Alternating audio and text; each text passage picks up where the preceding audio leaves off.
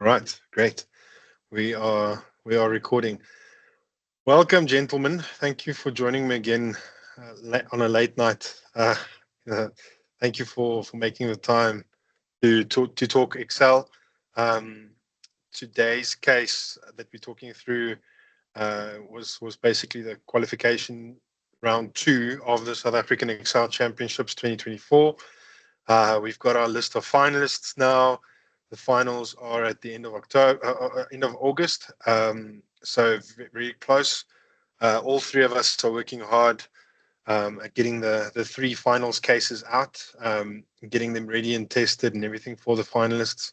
So I'm quite excited to see what the finals will look like, but very excited about the cases that we came up with. And I think what's interesting to me is the fact that we keep on coming up with interesting cases. So hopefully the participants will also enjoy it. And we also have quite a couple of international guys that are also supporting the South African Excel Championships and also participated in the rounds. They don't form part of the rankings, of the official rankings, etc. But they also help us out with testing, and they like we always say, Diarmuid early. He always does a live attempt of our cases and stuff. So we're very thankful for the international support that we're getting, um, and also the South African Excel Championship is growing from strength to strength. We've got double the number of participants. We'll have double last year's finals. So we're growing, and it's been a fun journey so far. So yeah, the case, just to get into that, the case is called Kruger National Park, and coincidentally, I just came back from a trip to the Kruger National Park. We spent there 11 nights camping. So that was definitely the inspiration for the case. And I thought it would be an interesting case. So maybe you can start with your thoughts around the case, Jason. Any insights or thoughts around the case? Yeah, thanks, Renier. Look at another great case. Obviously, one that's very close to home for us South Africans. I think something that hopefully the guys could relate to really nicely, and amazingly accurate representation from your side in designing the case, not only from a layout perspective, but in terms of the quantities of animals and stuff like that. I know you did some research. That was cool. Look, I think really cool to have a map case, which was something a little bit different to what we've seen, but something that we see now and then I suppose on the global circuit. So great to get a bit of exposure to that. Yeah, lots of fun, and just a really interesting case. And I think it's always fun to work with the icons in Excel and realize that you can actually use them like any character. So yeah, good fun. Oh, thanks, Jason. Yeah, like you said, we've got the map, and we also had the resources table. Now this is my version of the case, so it has some edits on it. But yeah, essentially we had different icons for different animals and amenities across the map. Like you said, population wise per icon, or in global population wise, I basically made sure that it was Google accurate, so not truly accurate, but very close. And then the map basically consisting of all of the icons that represent different amenities and animals, like we said. And then the questions were designed around either the color of the blocks or the icons on the map, essentially. And that was the and coupling that with the resource table. So not overly complex. And I know that levels 1, 2, 3, most people could get out fairly quickly and easily. But there were some functions that you would need to know, and some functionality that you would need to know to be able to get 4, 5, 6 out successfully. Otherwise, you would struggle. But but it's part of the learning experience of the South African Excel Championships. The idea is that after you do these cases, that you actually sit back and say, I never knew you could do that in Excel. And that's part of the point of this competition. So maybe Steyn can share, you can share your screen and you can take us through levels 1, 2, and 3, show us how you did it, and then we take it from there. Okay.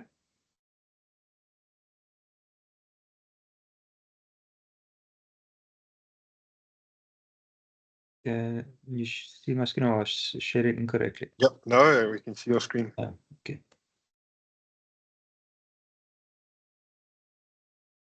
Okay, yes. So the first level, it was basically just a count if, where you take the map as your area, and then you just count the icons. One of each, or count each of the icons, and then that's your answer. But I think just to highlight something there, I see that you called the map. So essentially taking the map and making it a named range, by basically selecting the whole block, and then defining a name, or just typing it in there where you can see A1 in the address box at the top left, pressing enter. Interestingly enough, I didn't use the word map because I thought with Lambda functions, the word map would actually be a used word, but I guess that's all caps map. But yeah, that's just, so instead of needing to put a reference, you could just name the whole map, give it a name, and always refer back to it, and it's a locked reference. Yes, and then for the second question, you had to count or calculate the population of each. So then it was basically getting the number of icons, and then doing a VLOOKUP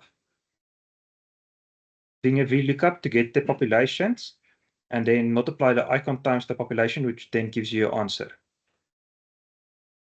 Yeah, so I see that you used the X lookup, and you actually brought back the daily vegetation consumption, where you basically just needed to bring back the population. But in that case, just something to note there was the fact that with X lookup, you can actually bring back or return more than one column at a time. So that's quite helpful in later levels where you're bringing more than one column across, and then you can use a sum product across the columns instead of having to do I multiplied by J multiplied by K. So that's just a nice way to also approach that one. Yes, and also often the questions build upon each other. So if you look ahead, you can see what's needed in the next question, and then you can sort of structure your answer. Like, for example, here you have the number of icons, and then here you have the population which you add, and then next you have the consumption. So if you keep it in line and use the same format, then it makes it easier to just expand your formula onwards. So yeah, so and when I was designing the case, we actually spoke about designing a case where you could potentially build one model to solve the whole case, so that it essentially builds upon each other. So you don't need to start from scratch with each new level. It actually builds on one another, and that's exactly what we aim to do, and what we did with this case. yes, and then for the third level, it's basically counting the icons again, getting the population and the vegetation, and then it's a simple calculation where you take the number of icons times the population divided by the daily vegetation, and then the trick is just to remember that the question asked you for a metric ton, so you just need to remember to divide by 1000 again. Yeah, so I just want to show this specific question. I tried to also just to show the participants how I did it initially, and then how you could do it. And I saw that someone like Diarmuid did everything in one formula. So I wanted to do it in one formula, and then I thought of another formula. So essentially, I did the same thing that you did for level 3. The only difference was I went and named my table, or I made my resource table a table, and I saw that I did something similar to what Dim did. Was before I made the table, I essentially renamed the column headers. Now there's a negative part to that if you rename it, because you could take away information. I see that Diarmuid, when he did the case, he didn't know if this was in kilograms or in what unit it was, so he had to guess. And luckily, it wasn't kilograms, so you didn't have to change anything. But if you change the names, or if you make this simpler before you make it a table, it makes your formula simpler, and it makes the references simpler, makes your formula shorter as well. And something that I liked about what Dim did was he called the table T, and I called it resources. So resources is a lot longer than T. So if you make it resources, it's simpler. But essentially, I just also did the count if. I called my map the map, and I basically counted the icon, and then I looked up the icon and the population, multiplied those with one another, got the consumption, multiplied that, divided by 1,000. Same as you did.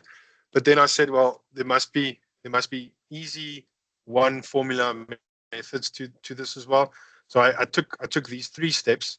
So when doing this under pressure, under time pressure, I always recommend building it out in columns and not trying to do one formula, because you can get stuck into debugging that one formula and you waste a lot of time.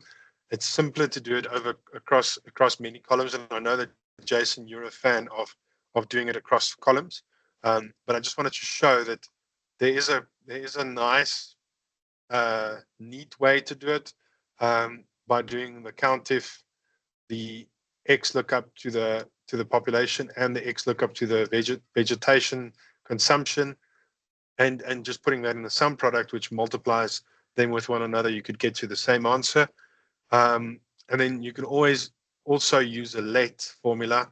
The nice thing about the let is that you only have one input to the let, so you don't have to keep on reusing the reference, locking references, etc. So if you start practicing the let formula, there's a lot of benefit to it. So I just wanted to show that I essentially just brought in the icon, that counts for that icon, that the population, got the population for it, got the consumption for it, just that count multiplied by population, multiplied by consumption, divide by 1,000. Very easy to debug as well. I see that I neglected to put the round in there, but the principle applies. So I just wanted to show that one formula is an option. When you're working under pressure, I would not recommend it unless you are well practiced and well versed in it. So I just wanted to add that, Steyn. Jason, you want to take us through? Are you done with level 4, Steyn? Level 3. Yeah. You want to take us through level 4, Jason? Yeah, sure.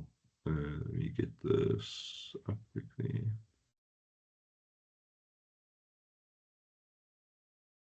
Cool. So I think level 4, one of the parts that really unlocked level 4 was understanding or knowing that you can do find and replace by format, which is a strangely nuanced thing to know, but comes up in these map cases, fairly regularly in this example. And funny enough, knowing that this exists has been quite helpful in my actual work as well. So just knowing that you can do this is quite helpful. But essentially, what I did to prep this level 4 is I created a duplicate of the map. Apologies, I see I've still got some comments in here from when we were testing, but I created a duplicate of the map for which one was it? This one. No, that was I did for the bonus. I'll show you this one just as an example. So I created a duplicate of the map, and I went and replaced all of the colors on the map. So here we are talking about color on the map with, alum grass, common finger red, and red grass based on the color on the map. And so I went and did a lookup, a find and replace by format of the map. I'll just sort of demo it very briefly. But if I create a duplicate of the map, and then I think, yeah, first sort of good practice is sort of clear out the icons on the map, and then go across to the input sheet where you are looking, like where you've got the colors laid out. Actually, if I push Control Find now, you won't be able to see the dialog box, I think, because I'm sharing my window. You can't see the Find dialog box right now, eh? No, we can't. No. Yeah, I'm just gonna switch to share my full screen so that you can see the full dialog I also box. just wanted to Sorry. add. So I saw that. So on the final case, the map was already it contained hidden rows and columns. So the full block was the full map. So in that case, you could have gone Control A on an open space on an open block. It would select the whole map, and you could just go delete. And then I saw that Dim went, and he also deleted all the icons, all the other icons, and the naming and the labels and stuff that we put in. So there's another, and I saw that he went and I think he went F5 and he selected objects and stuff. But there's actually another quicker way to do that. So I just wanted to make note of it. Not that it was necessary in this case, but you could go, if you just go to that copy that you made, Jason. You could go and just click on Kruger National Park, or one of those, any one of those, and then go Control A there, and then go delete as well. Yeah. So that's another way to get rid of all the objects as well as all the icons on the map. And now you're ready to do the find and replace. Yeah. 100%. Okay, so you got a sort of duplicate version. Again, I think we've said before, when you are manipulating some of the source data, it's a good idea to create a copy of it rather than change the source map and then you lose the icons of your source data. So just create copies of things as you go. So I've now got map 2, and then click on Control F to find, or Control H. I should have pushed Control H to replace. In the Find dialog box, you can click on Format here. Format, choose Format from cells, and then you can basically click on a block, and then it picks up the colors. Something to be aware of if you just follow exactly what I've done is that you pick up the full formatting of this specific cell, including borders and text and things like that. So you have to, I think, to be, I suppose, a little bit more robust in your approach, it's better to then go into the format, and you can clear the number format, the alignment, the font, the borders, because actually all that you're worried about is the full. So you've got the full selected, and you can clear the protection. So if you clear those things, it basically sets them to whatever, and you are then searching for only the full color. That I find is a little bit more robust, because sometimes the borders are not the same format or whatever the case is. So I think just be aware of that. But then if you've now got the find selected here, and this I want to call LM. So if you click on, you could click on replace all, I suppose, but just to show you what Excel's doing, if you click on find all, Excel's actually created a list of all the cells here that have that format. And if you push Control A, you can see that Excel's gone and selected, these are all the values, right? And so I can replace them all, and now they are now all called LM. And so you go and repeat that process for the common and the red grass, and you could do it for the gravel roads and the rivers and the tar roads, and you could go and do the whole thing. So I ended up with map B2. So I ended up with this LM common finger, red grass, gravel. I think I did tar as well. Yeah, I did tar as well. I didn't end up doing the rivers because in this case it wasn't really necessary to do the rivers. But then you've got a map that's got labels across the map that you can actually use as data rather than formats, which you can't really pick up in the formula. And I think it's actually interesting to note that there are formulas that allow you to pick up the color of a cell, but the cell colors in that formula, I think it's the cell formula. I'm going to speak under correction here, but let's say it's got 64-bit colors instead of 16,000 colors or something like that. It can pick up green, but it can't pick up different shades of green, correct, which in this case won't work. Yeah. Correct. And so I saw in the chat that some guys use the cell function to pick up the format in a formula, which was a great idea, but the limitation of the formula that you were using was that it's something like 64-bit colors instead of 16,000-bit colors or something like that. It's about the shading and the tones and stuff like that, which throws you off. Anyway, so gone and populated the map. Where did I? Yeah, it was B2 that I used, that I ended up using for this thing. So you've got this now populated, and so I then and then okay, maybe one other point. The next part is you've been given a map section. So how do you pick up that section of the map? And the key there was the indirect function. So the indirect function, if you give the indirect function a cell reference, it basically creates a cell reference with text, right? And so you can give the indirect function the section L1 to U10, and it will give you that range.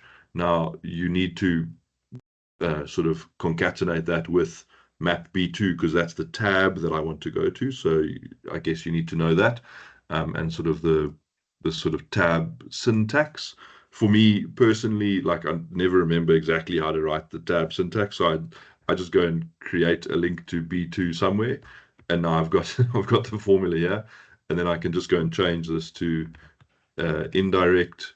I've got the map B2, wrap that in inverted commas, and then take out the cell reference and join that with cell reference that I actually want, and then I get basically I'm pulling that piece of the map again. So that's basically what the indirect function is doing. It's pulling this section of the map, the L1 to U10, as we've sort of instructed it to do. So I just wanted to add, so to make things simpler, just an observation. As soon as your sheet name has a space in it, it starts getting single quotes. Yeah. So if you keep spaces out of the equation, yeah, your syntax to that sheet reference becomes simpler. And I did the exact same thing. I also go equals, and then I go to the actual map, and then I go and select a block, but you just need a single cell, and then you've got the syntax, and you can pull that out. And what I saw, I think Steyn did that maybe is building the map section with that map B2 reference in it already in column I, for instance, so that you don't need it in your formula. It also just makes it a little bit simpler. So it's just stripping out that part just to make it more comfortable to work with. So that's just an observation. And then another observation is I didn't go and rename. I used the cell format, the exact same thing that you did, but I didn't do it from the case side with the borders and stuff. I did it directly in the map, so I didn't have to worry about borders. And then I used numbers.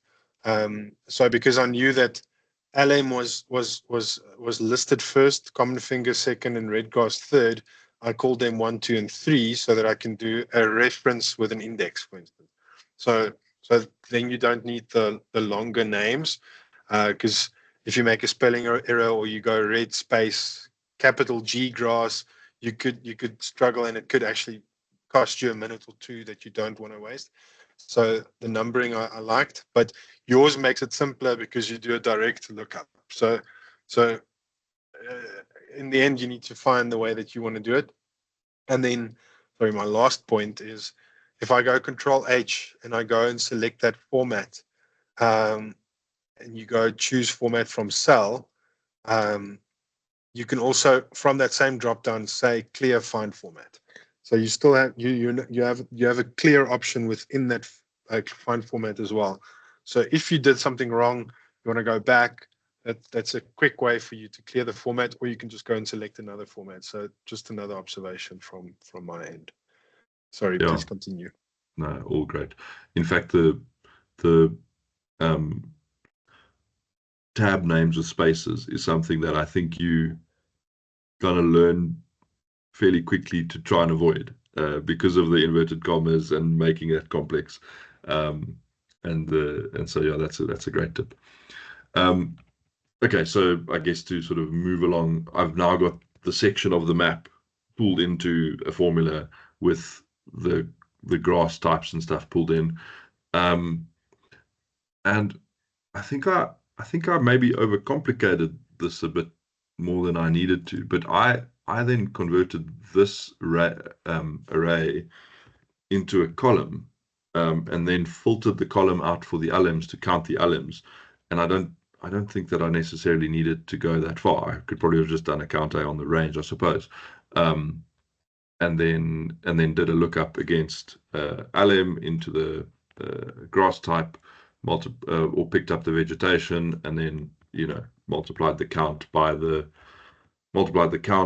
lookup, and then divided by 1,000 to get it into tons. I think I may have overcomplicated this, just sort of feeling like putting a let function in to sort of challenge myself, really. So to define that my section that I've now selected was this 2-col range, and then I did a filter. I did a count A of a filter instead of just doing a count if, I suppose, of the grass type, which would probably have been simpler. But anyway, just trying out different approaches as we were testing the thing. So that's how I got through level 4. And then that formula was then pretty scalable. I could copy it down and solve it through like that. Yeah, so I think the only other addition that I have there is I named the grass names and the vegetation. I named them, and then I used, because I had numbers, I could use index to refer to the grass type that is applicable, and then I could use named references. So that just made it a bit simpler. But I did the count if. But also in this case, to get level 4 done, if you didn't know indirect, and if you didn't know find cell by format, or choose format from cell, you would have struggled. You could have done VBA, but that might put you down a rabbit hole that you don't want to be down if you only have half an hour. But level 4 is fairly simple once you know those two functions. Yeah. Steyn, anything to add from your side? Now, I also used the numbers on my map, and then my roads was 4 and 5. So then it's also, if you need to count the roads, it's easy to just do a count if, and then you can make larger than 3 or so to count the roads. I did the same, but then because I knew that we didn't really distinguish between gravel and tar, I made both of them 4, so I could just refer to 4. But yes, I like that. I like that you use numbers, makes it simpler, makes it less noisy, and you could do this larger than and smaller than and things like that with numbers that you can't do with text descriptions. But yeah. Dim also did text descriptions, but he used the first letter. And what's nice about how Dim did it was they could then just use the left function. You could go left of that cell, and then he knows it starts with LM. So L was for LM, R was for red grass, and C for common finger, and then gravel was G, tar was T, water was W, which he didn't need, but he sort of prepped his whole map with that. what I liked about his approach also was he named his copy map, his copied map that was just the color based one. He named it color or coal. So he could easily distinguish between the two maps, because sometimes you need to look up from the one map. For the vegetation production, you need to look up from the color map. And for the vegetation consumption, you need to look up from the original map with the icons on it. So it just makes a lot more sense from a methodology perspective. So let me take you through my level 5. So essentially what I did, I just want to quickly make this a little bit smaller. But essentially what I did was I did exactly what I said to do. So because I just have map, I didn't have those single quotes like we said, because there's no spaces in there. But you could build out your reference like that so that you can just refer to that directly, and you don't have to do the concatenation in the actual cell. So that's a good tip. And then like I said, I used named references for grasses, and I didn't even need grass numbers. I could just use index there as well. So I didn't need an X lookup. I could have just done index of those 3, because they would be in order of 1, 2, and 3 in this case, or LM, common finger, and red grass. But essentially, question level 5 is you need to calculate the vegetation resource ratio. And I think this is a real world scenario, because I think this is something that they would need to be concerned about, especially if you look at elephant, for instance. Elephants in the park, they're in large numbers. We've got at least 17,000 elephants across the Kruger National Park, and they consume up to 155 kilograms of vegetation per day per elephant. Multiply that by 17. That's a massive consumption. So it's important to know that you shouldn't have too many elephants in the same area, because they'll completely destroy the trees and completely consume, well, the trees in this case, so they don't eat grass. But anyway, so the vegetation resource ratio is essentially taking the production based on the grass types, calculating that, and then also looking at the consumption per animal, or per all the animals across the population in that section of the map, and then determining a ratio, which is basically just production divided by consumption. So what I did was I tried to logically lay that out. So I used the same logic from levels 1, 2, and 3. Well, actually level 4 in this case, to just bring back a count. So I just did a count if of the actual grass type in that section of the map. In this case, I still had the map reference. Well, in this case, I'm referring to map 2, which is the map where my colors are defined by number. Like I said, I could have done an index here, so it wasn't necessary to do the X lookup. But in the end, I could count back how many blocks of LM, common finger, and red grass I have in that area of the map, and then basically just did an X lookup of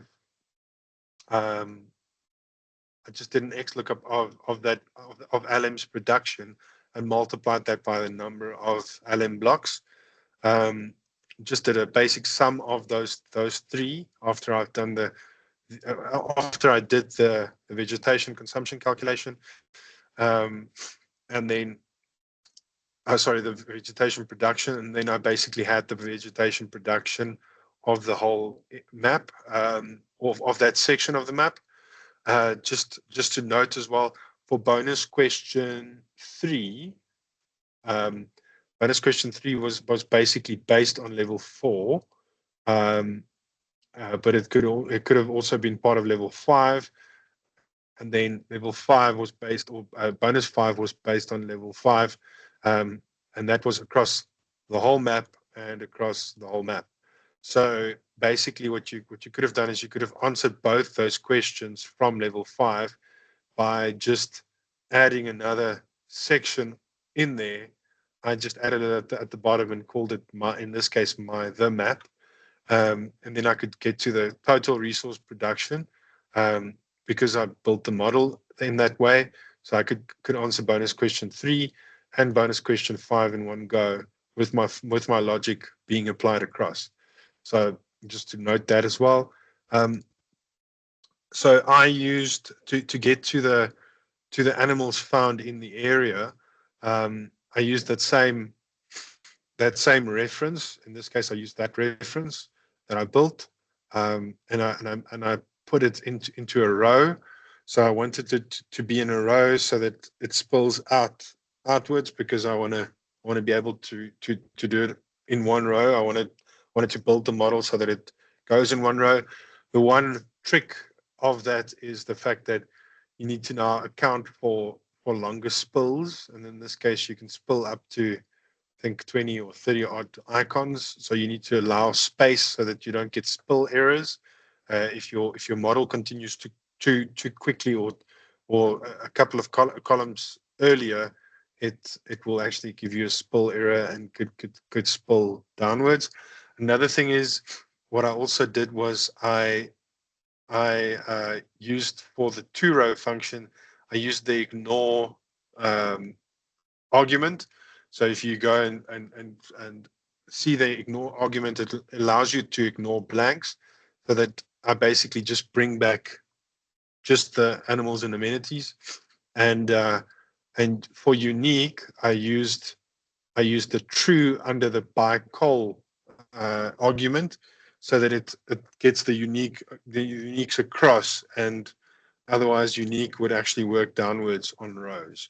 So basically, in one formula, I could then spill out all of the animals and amenities or items on the map, and then I could just do a basic count if of those. I could have done this in one step, but I didn't. It did it in two. Just made logical sense for me. So in the end, you need to find your own stride, and then the consumption is essentially just, again, some product.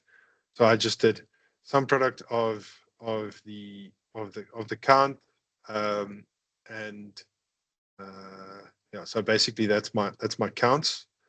The dynamic array reference of that, and then the population multiplied by the vegetation consumption gives me the consumption, and then my ratio is just a dividing production by consumption, and remembering to round that to 2 decimals. Otherwise, you would have had one error there, and I think that error was one of these, but you would have had one error if you didn't do a round. But that's basically level 5 on my end. Anything that you guys did differently, or that you'd like to comment on? Well, I used the data table, but I like more your method. Yeah. Okay. I also ended up at this point breaking out into a separate sheet and building up a single case, a single game number solution with sort of separate calcs, and then did a data table. So very, very similar to Steyn by the sounds of it. But I think, it's always a toss up. Like, if you can build it out within a sort of sensible number of columns across one row that you can just copy down, I think that's a preferred approach, like what you've done, Renier. But I think being able to determine in the moment whether you're going to get that right or not is a challenge, I guess, of the case. It's like exam technique, right? Yeah. And so sometimes you just make a call. I'm going to move out into a separate model now. I'm going to build it out and do a data table to run through all the cases, which is a good option to know about. But your solution here is certainly a lot more elegant than mine was. Yeah. Yeah, and I think the strength of a new solution is you can see the answer at each step of the process, whereas with a data table, you'll just see the total answer at the end, and you hope everything went fine. Yeah. What I found with the data table in the past as well is that you get to a bonus question, and then you're like, oh, I could have built this into my data table, and you go back and you go add another element to your data table, because now you could. So in this case, it was part of the product, like Steyn said, which was helpful. And then also I've seen guys do a lot more columns than this and still built it out in rows, especially guys like Andrew and I, etc. So I do think that the data table method is beneficial when you're doing something very intricate. I typically these days do it if I can't build it in one row. If as soon as I feel like I need more than one row, I go into a separate sheet, and that's exactly what I did for level 6. Because with level 6, I wanted to visually see my 7x7 block, and because I knew I had to do that, or I wanted to do that, I decided data table immediately. So, and in that case, the initial setup takes a little bit of time, but once you've practiced it, it doesn't take as much time. But having to build out this section of the data table itself, as well as building out this sort of lookup in the beginning, and creating a separate sheet, that takes a little bit of time, which you don't need to lose if you follow this approach. But like you said, it comes down to exam technique. It comes down to how you practiced it, and in the end, it comes down to personal preference. I think a guy like Andrew and a guy like Dim, they don't use data tables anymore. I haven't seen them use them in forever, because he has the ability to build these things in massive formulas, because he has this ability to just like visualize the whole programming around it.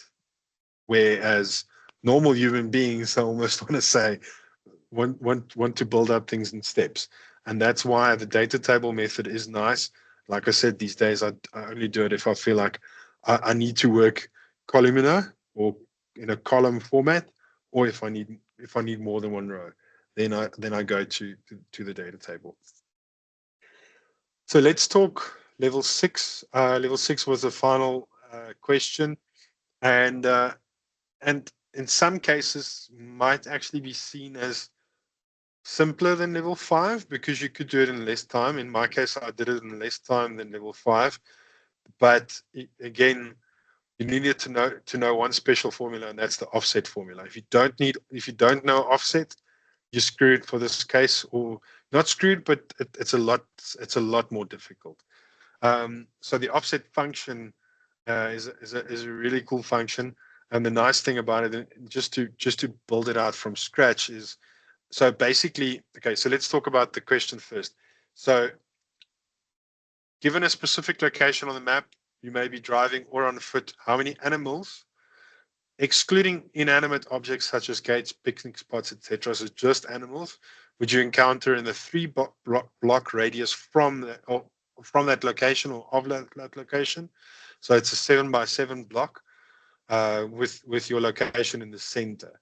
Remember to take population per icon into account. Okay, so basically, firstly, if you go and say, well, equals, and then I want to get my map reference, so I'm just going to go choose a spot, right?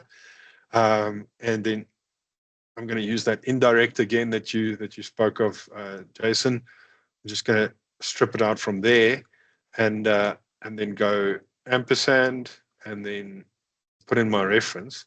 Then I basically get the value of that specific reference. Okay, so there's nothing in that block. Now I want to get the information around it. So your offset function, and I think offset is very daunting if you don't know it. If you haven't worked with it before, it looks very intricate and it looks daunting, but it's not once you understand the logic, right? So basically, your first argument is your reference. So that's my reference that I just put in. The second argument is basically just how many rows, how many columns, and that's how many rows or columns need to be offset from my current position. And in this case, I want my position in the middle, so I want to go 3 rows up, and I want to go 3 rows to the left, essentially. And if we count columns, we start with 1, 2, 3, 4, 5. So if I want to go backwards, I need to go -1, -1, -1. So basically, I want to go -3 on rows, and I want to go -3 on columns. So I'm going from, let's say, row 6 to 5, 4, 3, and from column, well, in this case, column 8 or whatever, or 9, I go 8, 7, 6. So that's the -3, -3. And then the height and the width gives you the ability to define how far do I now, how much of a block do I need. And in this case, you gave it, it's a 7 by 7. So, and that's basically how it goes. So seems daunting, but it isn't really. I don't know if I've explained it well. I don't know if you guys have something to add to that, but that basically gives me that perfect 7 by 7 block with my location in the middle. And in this case, it looks crappy because it's got different lengths and heights and stuff. So what I did, just to visually see that I did it right, was I made this as much of a block as possible. And with modern Excel, when you basically pull your block like this, you can actually go and select more than one, and you can pull it until you can see pixels. So you can see there's 40 pixels. And then you can go and say, okay, I want this to also be 40 pixels. And you pull it up and down until you find a block. And now I can see, got my location in the middle.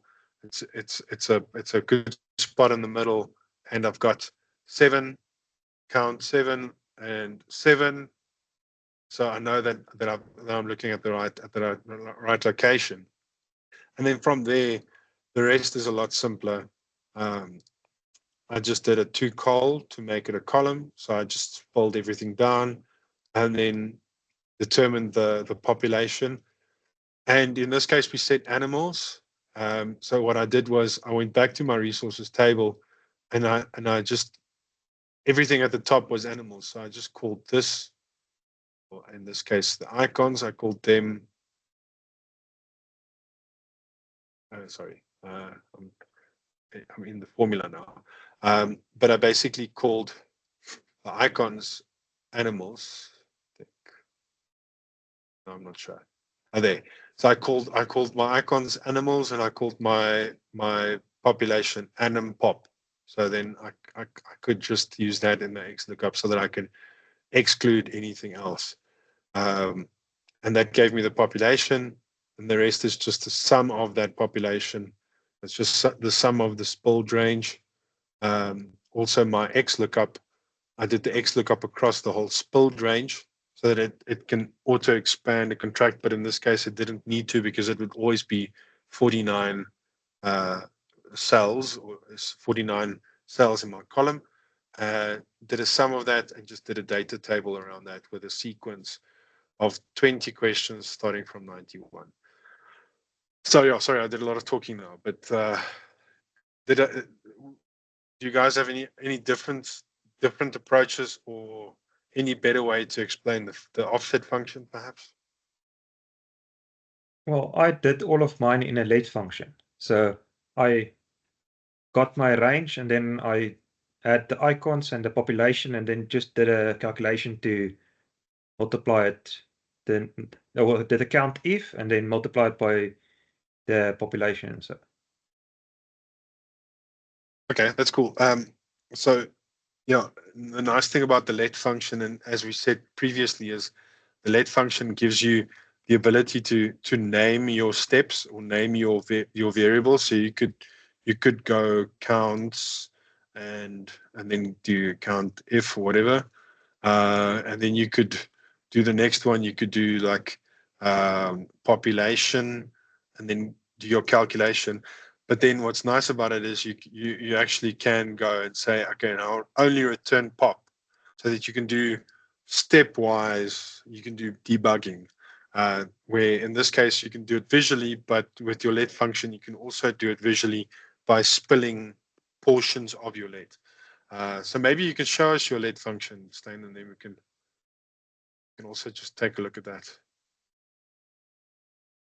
Jason, did you have any different method? No, while Steyn's getting that up, I mean, I followed the same approach as you, the offset function. I guess for me, the offset function, I always feel a little bit guilty using, because whenever I present training on financial modeling, it's like never ever use the offset function, because it's a volatile formula. It's like the indirect function. And this case was unlocked because of those two formulas. So look, I think the key takeaway is good to know about them, but be careful using them in like a real life situation. Yeah, I didn't use the offset. I did it manually. So I basically took my row, the spot, minus my range that I'm looking for. So for my row, I minus the range. And for my column, I also minus the range up to the spot plus the range. So that then gives me my spot. And then I can use the indirect to pull the data for that. So I didn't even think about the offset. And then it was just a matter of defining the icons and the population, and then putting it all in a formula where I take my map, count if the icons times the population, and output the results for me. Yeah, that's very cool, very impressive. I think just to also note that the use of address also is also handy here, and knowing to use row and column as well gives you the ability to actually get the row and the column number of a reference.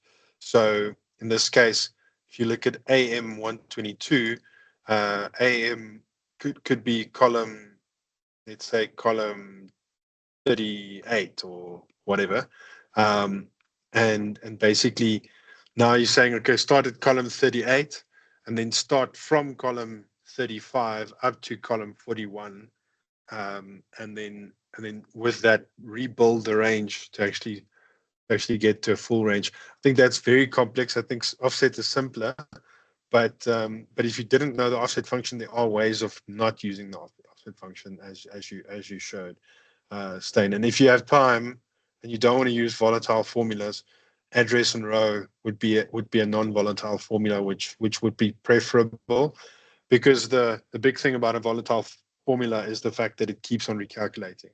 So it recalculates every time something on the sheet changes, which from a modeling perspective is not something you want, because it makes your model slower.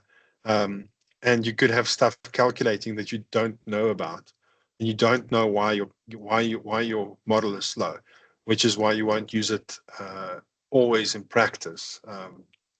So I guess that's why Jason would tell his students not to use indirect and not to use offset, but it is very handy in certain cases, as we've shown here now. But yeah, I guess the purpose of this is also to test and to learn, to test people's abilities. Because I always, like I've told you guys in the past, I don't feel like you can call yourself an expert if you don't know things that are outside of your comfort zone as well. I feel these days you can only truly call yourself an Excel expert if you have the ability to work with Power Query, if you have the ability to work with dynamic arrays, if you have the ability to work with lets and lambdas, or at least know how to start, being a self-starter, and also data tables, things like that. So I mean, I never knew about data tables before because I never needed to use one. But now I love a data table, and I find new use cases for it. And that's the idea behind this competition, is to make people more versatile in their use of Excel, make them faster, and to give people a problem-solving mindset and having fun while doing it. So that to me is the purpose of this, and hopefully one of the results from doing this case and studying it afterwards. Yeah, absolutely. So I guess we just need to talk about the bonuses now. So maybe we can take turns. Steyn, you want to take us through bonus one? Okay.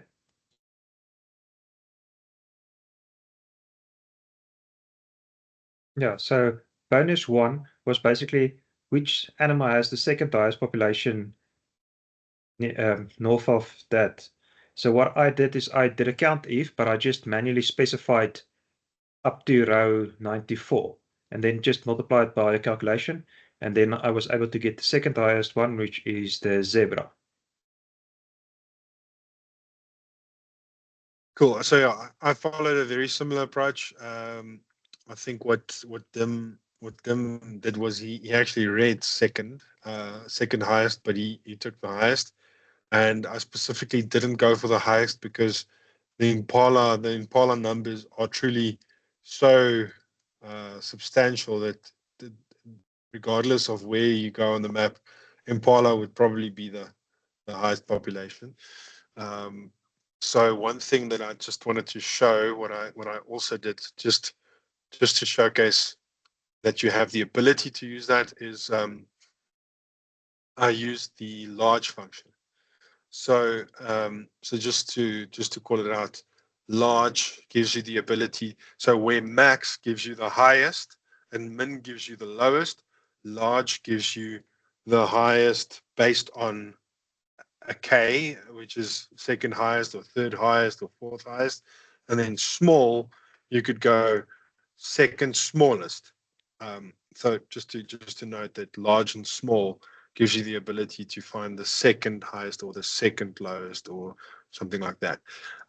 So I used large and just did I did an index with an index match bringing back zebra. So just wanted to note that. Jason, bonus 2. Yeah.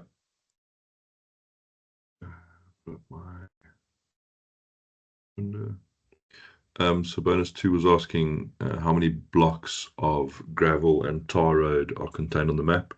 I guess leveraging off what I demoed for level 4 by doing the find and replace of the map. And so again, like the B2, I'd labeled the gravel and the tar with gravel and tar, and then just did a count if of those cells essentially. So my bonus, I just did a count if of the cells for tar and gravel, summed it up and got the answer. So that was once you knew about the find and replace by format, and had populated some data that you could go and do a count if on. Pretty straightforward, very, very similar to level 4. Cool. Just to something to note there. I saw that you put gravel and tar there beneath one another. Sometimes I find that the count if formula doesn't want to work with spilled ranges that well. Doesn't want to work with a little bit of volatility. So sometimes you need to break it up into steps. So to be safe, in that case, you went and you said gravel and tar, did a count if over the 2, and then sum that up together. If you wanted to put that in a curly brace or in an array, it might actually spill the answer, or it might actually not work, give you a not applicable, and then you're scratching your head and you're struggling. So what I've done in the past as well is I, instead of a count if, I do a sum, wrap that in an if, and basically do sum if it's gravel and tar, or gravel or tar, give it a 1 or give it a 0. There's multiple ways of doing that, but I just wanted to call that one out as well. Okay, so I spoke of bonus 3 and bonus 5 already. So bonus 3 and bonus 5 was essentially, just to show again, was essentially the total resource production and also then the resource ratio. So so bonus 3 had the most relevance, was the most relevant or aligned to bonus 4, or sorry, level 4, because level 4 you actually had to do the production. But in that case, with level 4, and that's something that actually caught or that Dim also wasted some time on, was it only asked you for one grass type, where you, in this case, you had to do it across all 3 grass types, which meant that your model in level 5 would actually have worked better as I've shown, and basically total production of the whole map, and then divided by total consumption across the whole map gives you bonus 5. So that's those 2 bonus questions, and then I guess bonus 4 we can all talk about, but bonus 4, because this map was actually modeled on an actual map. So I actually took a map of the Kruger National Park, and I made it a background. I physically went, and I think I went to background, and I put the map on the background. One thing to note is if you do that, it sort of tiles it, but then if you zoom in and out, it actually resizes the picture, but it resizes the cell over it, so it doesn't move together. So I had to keep it on, I think, 85% or something like that, and started coloring it in. And one of my teammates, Nadia, on the team, actually helped me create the colors and stuff. But because of that, the roads actually had straight routes, but also had diagonal blocks. So you could move diagonally, or you could move like this. So we took both answers as right. So essentially, if you had followed a path, just to explain myself a little bit better, but if you had followed this path, went diagonally to that number 4 there, and then not diagonally to this one, but to that one first, then you would have counted more blocks. But we took both answers as right. So the official answer that we came up with was 166, but I believe 158 was also an acceptable answer to the question, and 158 would have been what you got to if you excluded the diagonal route, because that technically should be a possibility if this is a possibility, if that makes sense. So that's something that Jason caught after Steyn and I also gave our answers. But I guess the biggest question here is there a better way than to do it manually?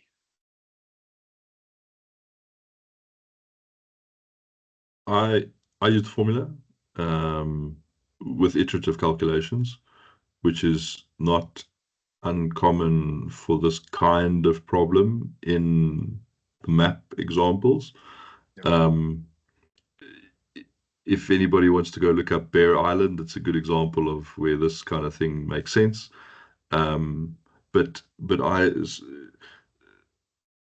actually, I think the fact that we accepted the diagonal as an answer actually made the iterative calculation easier than what I ended up having to do to get like around the corner if there was a corner. And so that ended up being a little bit more of a convoluted formula.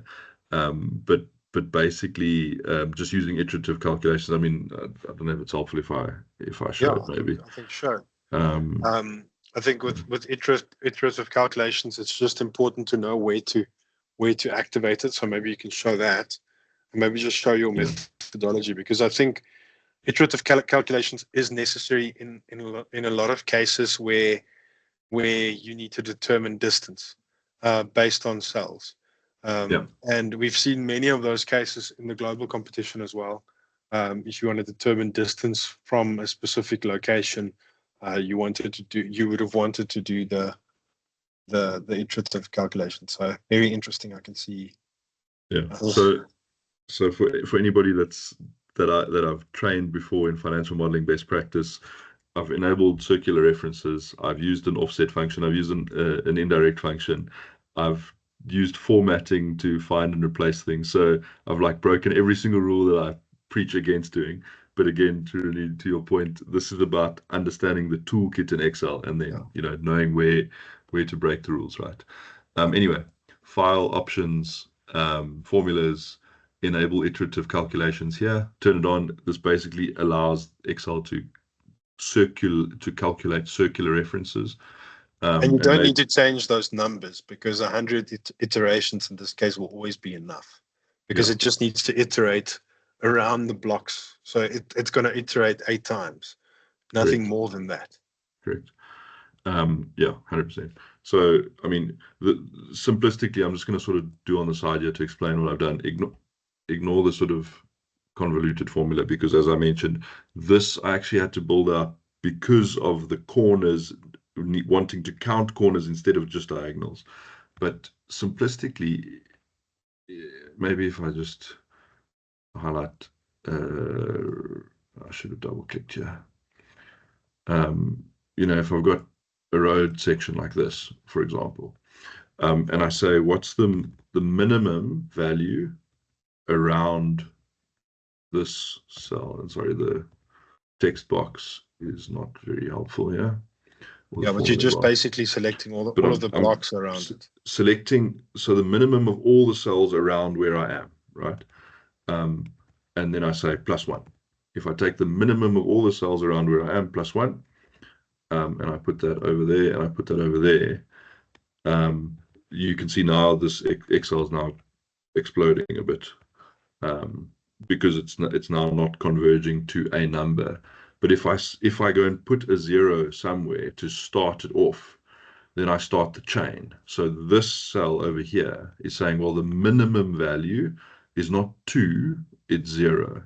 And so 0 + 1 is 1. And this cell, the minimum value is not 3, it's 1. And so 1 + 1 is 2. Whereas if for example, if I put a 0 over here, then the 3 will also go back to 1, because you're looking for a minimum and value around you, right? So as soon as I take away the 0, Excel doesn't recognize, which is very helpful in the context of this problem, Excel doesn't recognize a blank cell as a 0 in this context, which is helpful. And so essentially you can then go and, you can go and build out your road, and it'll keep counting. The challenge that we encountered with the corners, as I've just shown you here, is that when you get to a corner, this diagonal is looking at the 9, or maybe I should say this corner is looking at the 8, not at the 9. So I think the original intention was that you would go 6, 7, 8, 9, 10, 11, and not 6, 7, 8, 9 across diagonally, for example. That was what we were talking about, whether you could go around the corner or diagonally, and we counted both, actually. So, I mean, long and short of it is, this simple formula gives you easily with iterative calculations, if you can just go diagonally, where there is a diagonal option to go. But then I had to add a bit of sense check to say, if the minimum only looking horizontally and vertically was the same as the minimum diagonally, then don't take the diagonal minimum, take the horizontal or vertical minimum and add 1. So just to build in a little bit of, I have to check on the sort of vertical and horizontal axis before I can go diagonally. Essentially, that's what I did. And so I just built a let formula to check the minimum around me and the minimum horizontal vertical, and then do an if function to figure out what I should, when I should be adding 1. And awesome. And this worked really well once I sort of unlocked that. And initially I thought it was actually really easy, because I kind of know this formula kind of well out of my head, because I've done the map cases before.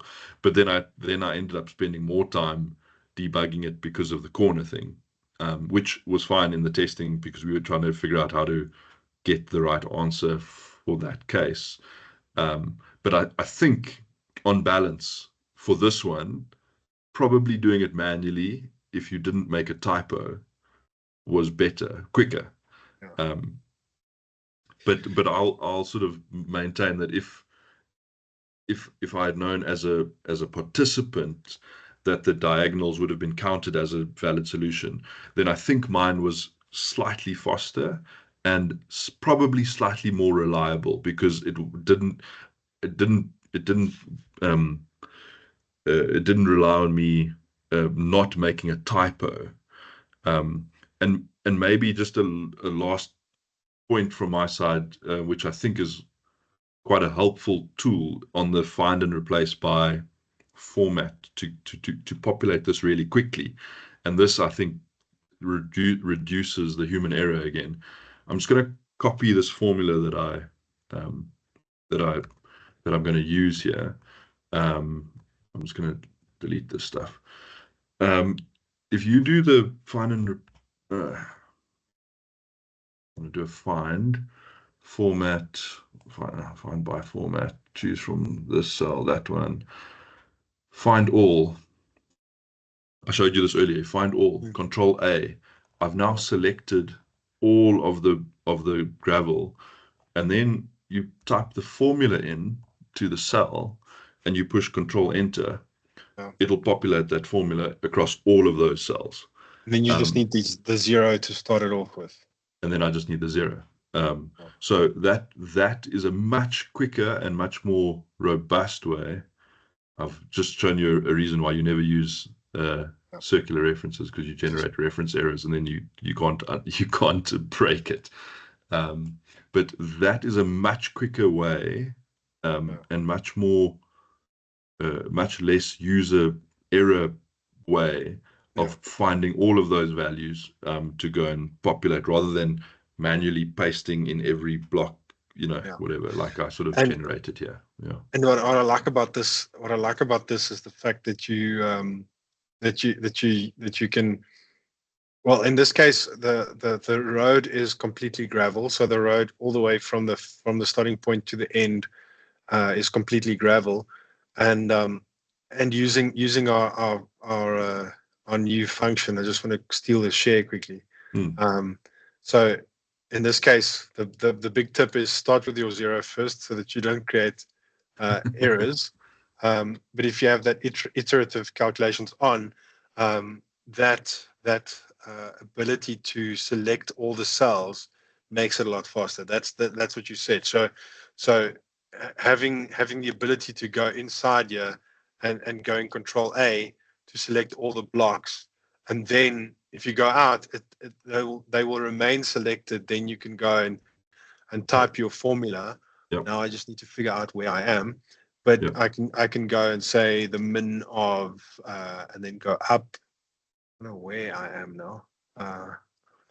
Probably not somewhere, but yeah, I could easily write my formula out, go there and Control Enter. Control Enter would copy the formula across all of them, and I'll have my answer, because my answer will essentially just be in this final block where I'm heading towards, and that will be my answer. So I do agree that it's faster. If you don't know this, doing it with just selecting all of the cells, running down, it works. And the big benefit is the more modern Excel actually allows you to select and deselect cells, where in the past, if you selected, you've selected, buddy. You start from scratch. So you can go and visually see that I'm doing the right thing and I'm following the road, and essentially in the end, it'll only still take you a minute or two to do. So if you don't know the iterative way, then this is doable within the time. I think in a lot of these cases, you want to do this clever special formula, and you get stuck in it. But sometimes you can get 50 or 60 odd points by just basically putting your head down and doing it manually. And that's exactly what Dim did as well. Dim said, must be a better way, but in the essence of time, I'm just doing this manually. And sometimes that's what experience tells you to do. Just get to the answer. Renier, what I did is I created a copy of my map, and then I replaced all the roads with the number 1. And then I just manually deleted where the road wasn't the shortest route. I deleted the values 1. So then I was just left with the values 1 on each of the shortest route, and then I just added them up. Yeah, then you could just do a Control A across the whole map, and you can just look at the bottom at the status bar to see your number would be 166 or whatever. So that's also a clever method.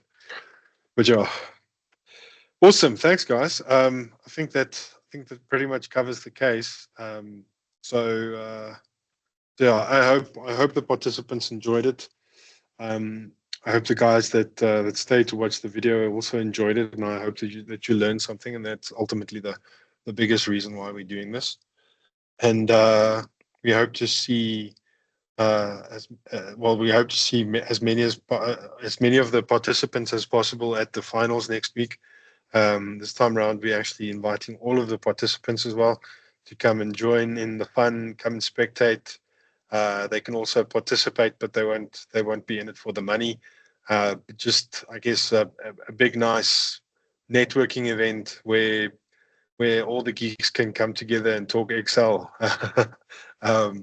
Yeah, but thanks again for both your time. Thank you for helping me test the case and making it better.